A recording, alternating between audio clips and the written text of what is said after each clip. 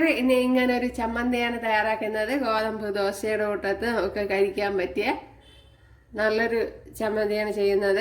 അപ്പോഴിതെങ്ങനെയാണ് തയ്യാറാക്കണേന്ന് നോക്കാം. കൂട്ടുകാരെ, സിലൻ ബോക്സിലേക്ക് സ്വാഗതം. ഇന്ന് സവാള വെച്ച് ഒരു റെസിപ്പി നോക്കാം. അപ്പോൾ ദോശയ്ക്കൊക്കെ കഴിക്കാൻ പറ്റിയ ഒരു റെസിപ്പിയാണ് ചെയ്യുന്നത്. അപ്പോഴെനിക്ക് കുറച്ച് ദിവസം വീഡിയോ ഇടാൻ കഴിഞ്ഞില്ല. വീട്ടിലെ കുറച്ച് ആവശ്യം കാരണം മുടങ്ങിയായിരുന്നു.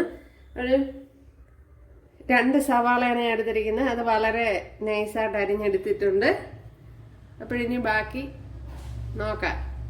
പാൻ വെച്ചെടുത്തിട്ടുണ്ട്. അതിലേക്ക് 1 ടേബിൾ സ്പൂൺ വെളിച്ചെണ്ണ ഒഴിച്ചു കൊടുത്തിട്ടുണ്ട്. ഇനി ഈ സവാള തട്ടി കൊടുക്കാം.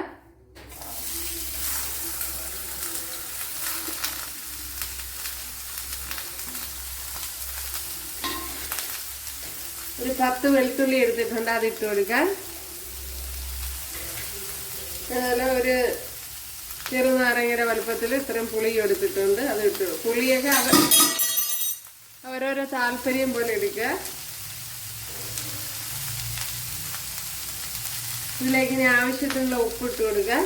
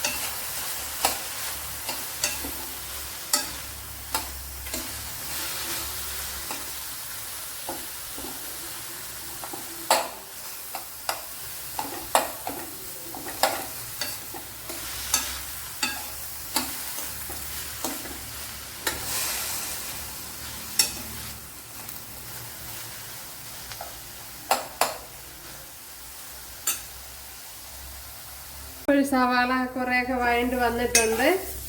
ഇത് തന്നെ മതിയാവും. ഇനി ഇത് തണുക്കുമ്പോഴത്തേന് മിക്സിയുടെ ജാറിലോട്ട് മാറ്റാം. സവാള ഞാൻ മിക്സിയുടെ ജാറിലോട്ട് ആക്കിയിട്ടുണ്ട്. ഇതിനെ ഒന്ന് ഫൈനായിട്ടൊന്ന് അരച്ചെടുക്കണം. സവാള കുറേയൊക്കെ അരഞ്ഞ് വന്നിട്ടുണ്ട്. ഇതിലേക്ക് 1 ടേബിൾ സ്പൂൺ മുളക് പൊടി ഇട്ട് കൊടുക്കുക. ഇത് കാശ്മീരി മുളക് പൊടിയാണ്, എരിവില്ലാത്ത മുളക് പൊടിയാണ്. ശ്രദ്ധിക്കുക. അപ്പോൾ എരിവുള്ള മുളക് പൊടിയാണെങ്കിൽ 1 ടീസ്പൂണൊക്കെ ഇടുക. 1 ടേബിൾ സ്പൂൺ വെളിച്ചെണ്ണ ഒഴിച്ചു കൊടുത്തിട്ടുണ്ട്. അതിലേക്ക് കുറച്ച് കടുക് ഇട്ട് കൊടുത്തിട്ടുണ്ട്. ഒരു കൊച്ചുള്ളി ഇട്ട് കൊടുക്കുക. അതിൽ ആവശ്യത്തിനുള്ള വറ്റൽമുളക് ഇട്ട് കൊടുക്കുക.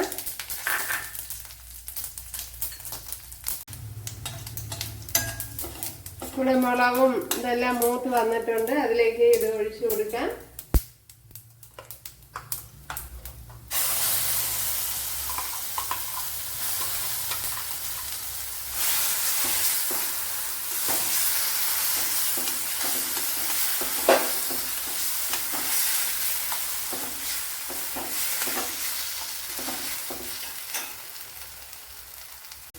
അതിൽ ഇനി കുറച്ച് ആവശ്യത്തിനുള്ള കായപ്പൊടി ഇട്ട് കൊടുക്കാം. 1 ടീസ്പൂണൊക്കെ മതിയാവും.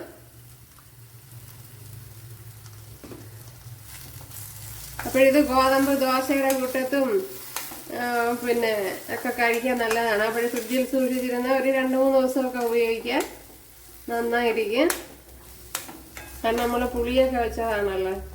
അപ്പോഴിനി ഉപ്പുണ്ടാന്ന് നോക്കാം. അപ്പോൾ ലോ ഫ്ലെയിമിലിട്ട് ഇതാൽ നല്ലപോലെ അതിൻ്റെ പച്ച ചുവയൊക്കെ മാറ്റിയെടുക്കണം. ഇപ്പം ആവശ്യത്തിന് ഉപ്പും എല്ലാം ഉണ്ട്. നല്ല ടേസ്റ്റ് ഉണ്ട്.